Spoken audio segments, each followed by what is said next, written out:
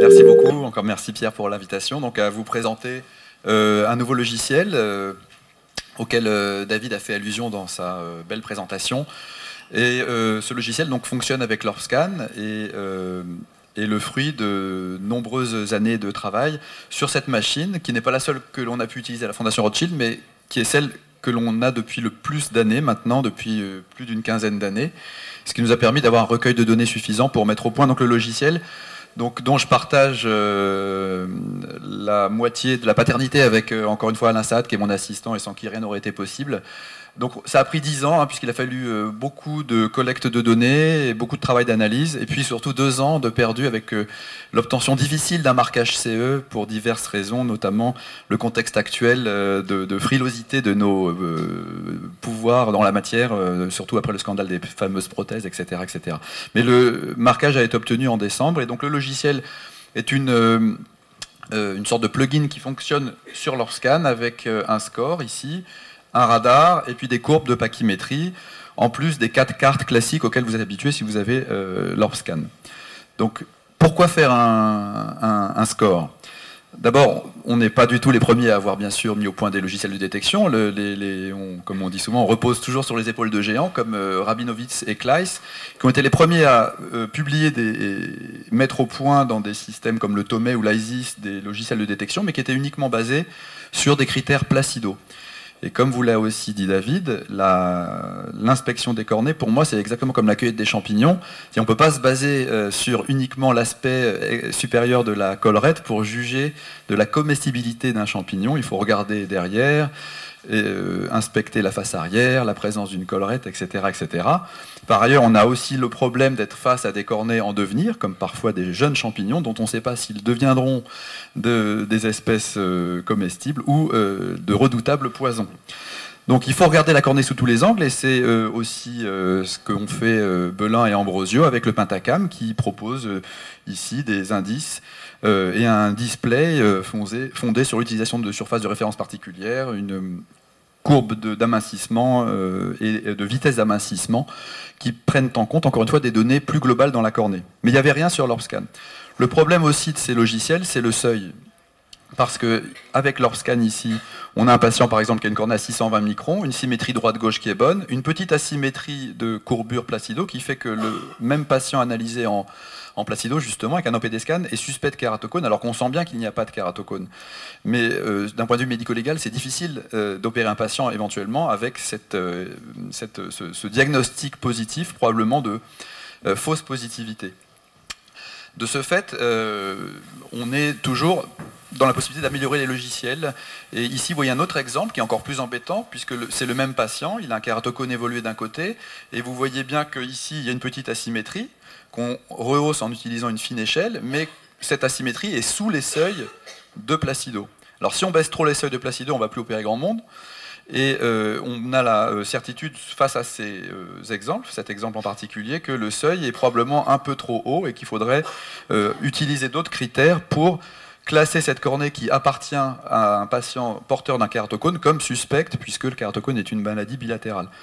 Donc ça, c'est un exemple de faux négatif, et c'est cela qu'il faut traquer. D'ailleurs, vous voyez que chez ce patient qui est également porteur d'une cornée fausse négative ici en Placido, elle ressemble beaucoup à celle d'un autre patient, ici on dirait pratiquement les mêmes, qui lui a 2 cornées, qui sont peut-être 2 cornées fausses négatives. Donc notre mission était simplement de mettre au point un logiciel qui permette d'améliorer la détection des kératocones, logiciel qui aura toujours sa part d'ombre, hein, qui sont les faux négatifs et les positifs, mais une part d'ombre réduite par rapport à la concurrence actuelle, et qui repose sur l'utilisation de variables combinées, que je n'ai pas le temps d'expliquer, mais sur l'analyse discriminante qui permet d'obtenir un score.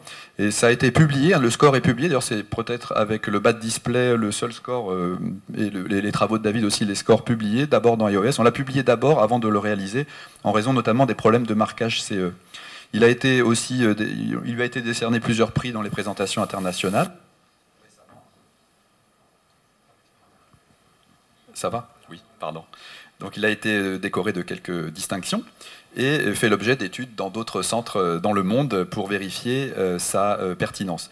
Donc je vais vous montrer juste des exemples. Ici c'est un patient qui a un score positif. Alors pour un œil exercé, ça peut être quelque chose de facile à mettre en évidence, notamment sur l'aspect de la placido en inféro gauche ici, mais pour des gens qui débutent en topographie, il est certainement précieux d'avoir, en plus de cette carte subjective, en tout cas à interpréter, un radar qui va vous montrer qu'il y a ici effectivement une asymétrie qui est suspecte, puisqu'elle est colorée déjà en jaune-orange.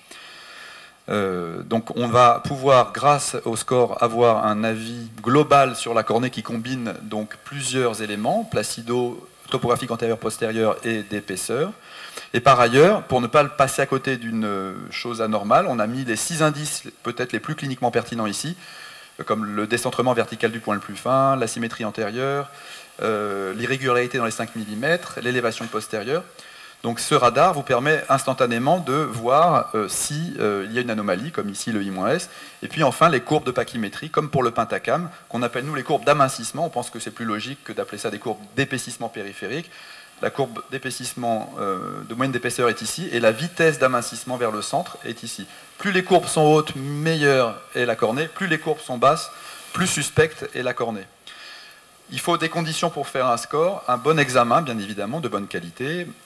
Ça ne s'adresse que aux myopes, jamais opérés de quoi que ce soit avant et de moins de 50 ans, donc ce n'est pas pour les hypermétropes, c'est pour les myopes.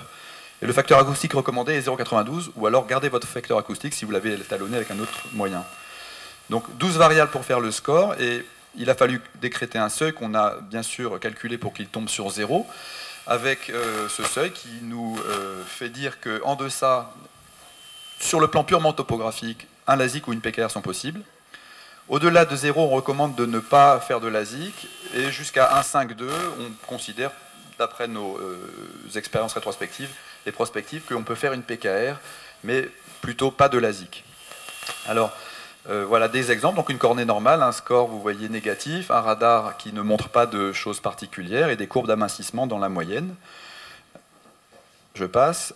Une cornée suspecte ici, celle de tout à l'heure, qui était négative en placido et qui en score est juste positive, avec déjà au radar quelques petites anomalies. Vous voyez les courbes ici un petit peu, enfin les couleurs un peu orange. Une courbe qui est à la limite de la normalité, une cornée fine et une petite asymétrie qui est aussi montrée ici.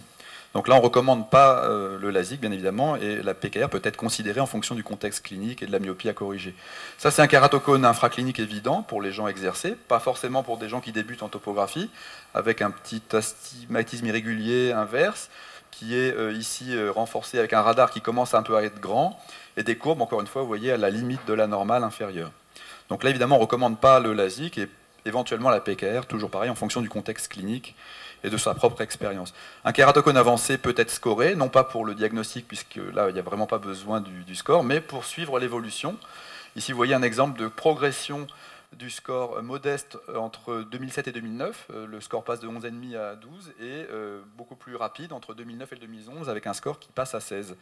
Un autre exemple, un score stable en bas, ici, 5,4, 5,3 entre 2009 et 2012, alors qu'en haut, le score double entre 2007 et 2010. Donc si vous faites du crosslinking ou d'autres techniques, on peut éventuellement vous proposer le score pour suivre la progression de vos patients. Réintégrer les faux positifs placido, c'est important. Ici, c'était un patient qui avait été diagnostiqué en raison d'une kératométrie à 47, justement, comme positif pour le kératocone. Mais en regardant ses cornées, avec la symétrie droite-gauche, et puis l'aspect de la pachymétrie, on était plutôt, nous, enclins à proposer un LASIK à ce patient. Le score était négatif, et ça nous a permis d'être plus tranquille, ici vous voyez l'œil droit et l'œil gauche, pour opérer ce patient. Il avait notamment des courbes d'amincissement en vitesse et en moyenne qui étaient normales. Alors la prévention de l'ectasie, c'est quand même l'enjeu majeur. Je vous montrer des exemples de cas de patients dont on a récupéré les ORB-scans, et auxquels, rétrospectivement bien sûr, on a pu faire un score. Si on a des vieux ORB-scans, on peut les passer dans le score. Alors ça, c'est un patient qui avait été opéré, et que j'aurais peut-être opéré, cornée épaisse, 580 microns, ectasie du côté droit, malheureusement, pas du côté gauche. Et on a calculé à gauche un score négatif, mais du côté où il y a eu l'ectasie, rétrospectivement, on a un score qui est positif. Donc ce patient, si on avait eu le score, on ne l'aurait peut-être pas opéré en LASIK, mais peut-être préférentiellement et avantageusement en PKR. C'est une myopie de -3 avec un mur résiduel de 350 microns. Le score était aussi positif, mais le radar montrait aussi des anomalies. Donc ça c'est un premier cas. Un deuxième cas qui m'a été envoyé aussi, et je remercie tous les praticiens qui m'ont envoyé leur cas d'ectasie. Vous voyez, c'est la carte pré-op. Alors effectivement, quand on refait le match, comme dit David, c'est peut-être facile de voir que la face postérieure est un peu suspecte, mais l'épaisseur est bonne et le score du côté donc, qui a eu l'ectasie, ici l'œil droit, pas l'œil gauche, est positif, à 1,6, avec un radar franchement anormal, ce qui à l'inspection visuelle peut se voir pour la face postérieure, mais pas forcément pour la vitesse d'amincissement ou la différence entre l'épaisseur centrale et le point le plus fin. L'œil qui n'a pas fait d'ectasie, de manière aussi surprenante pour nous, était juste négatif, ce qui nous renforce peut-être dans l'idée que quand le score est négatif, le LASIK est possible, même si évidemment il n'aurait pas fallu faire de LASIK ni sur l'œil droit ni sur l'œil gauche chez cette patiente qui développera peut-être malheureusement une ectasie à gauche, mais souhaitons que non. Troisième cas, ça c'est un cas personnel d'ectasie. Donc, en 2005, je peux considérer sans forfanterie que j'avais déjà développé une certaine expertise en topographie cornéenne. Et quand cette patiente est venue me voir, j'ai fait leur scan, que je n'ai pas trouvé franchement pathologique. J'ai fait aussi un OPD scan qui était complètement normal en termes d'indice de Placido à cette patiente, que j'ai opéré donc en 2005 de LASIK et qui est revenue l'année dernière avec une ectasie malheureusement du côté gauche, mais pas du côté droit. Donc là, il a été facile pour moi de récupérer les cartes de score. J'ai fait un OCT du segment antérieur pour calculer le mur résiduel postérieur qui était supérieur à 350 microns du côté de l'ectasie. Et on a publié ce cas parce que pour cette patiente, le côté qui n'a pas fait d'ectasie, le droit, avait un score calculé rétrospectivement négatif, alors que le côté qui a fait l'ectasie avait un score juste positif à plus 0,2. Donc encore une fois, prouvant la pertinence du score sur cette observation qui, je trouve, est assez remarquable, puisque là, c'est moi-même qui me suis, à l'époque, pas assez, qui a fait preuve peut-être d'une négligence, en tout cas, d'une interprétation que l'on peut critiquer aujourd'hui en 2014. Alors on a envoyé le score à quelques centres internationaux comme à Singapour où ils font beaucoup de LASIK sur des cornées asiatiques pour tester aussi la pertinence sur d'autres ethnies. Donc je vous passe vite le cas. Ça c'est l'œil préopératoire qui a fait une ectasie, cornée fine, face postérieure un peu rouge, mais envoyé un Placido qui est assez normal, hein, pas d'asymétrie. Le score a juste été positif quand on l'a calculé rétrospectivement. Ce qui a, sur cette simple observation, fait tout de suite remplir un bon de commande au Singapore National Eye Center pour le score, ce dont on était très content. Et voilà donc l'ectasie post-op. L'œil qui n'a pas fait d'ectasie a un score négatif. Alors, on est aussi ravi de voir que les yeux qui font des ectasies ont des scores positifs, et le côté qui n'en fait pas, chez le même patient, semble-t-il, a un score négatif. Ça, c'est, en tout cas, pas d'ectasie à ce jour. Deuxième cas, donc vous voyez une cornée de 550 microns pour commencer, une myopie de -8 opérée, un mur résiduel estimé à 280 microns à peu près des deux côtés.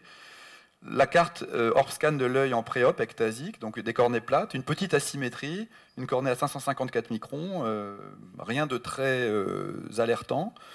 Le score, calculé rétrospectivement, a montré, encore une fois, une légère valeur positive, mais positive quand même, avec un radar avec une anomalie de courbure en antérieur qu'on voyait ici, et l'utilisation de plusieurs facteurs combinés permettant de cataloguer cette cornée comme à risque d'ectasie.